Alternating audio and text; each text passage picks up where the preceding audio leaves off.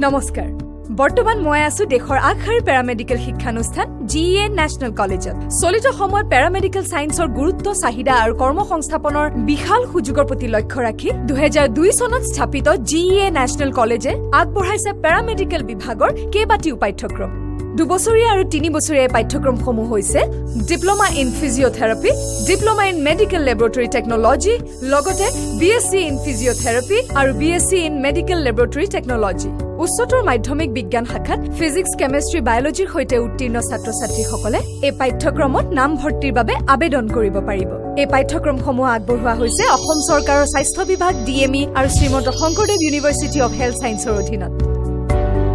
অভিজ্ঞ তথা বিচক্ষণ শিক্ষক-শিক্ষয়িত্ৰী, সুন্দৰ তথা উন্নত মানদণ্ডৰ আন্তঃগাঁথনি, অত্যাধুনিক ল্যাবৰেটৰী, অভিজাত লাইব্ৰেৰী, হোষ্টেল আদি সকলো সুবিধাৰে পৰিপূৰ্ণ GEN ন্যাশনাল কলেজত বৰ্তমান নাম ভৰ্তিৰ বাবে এডমিশন ফৰ্মছ দি থকা হৈছে।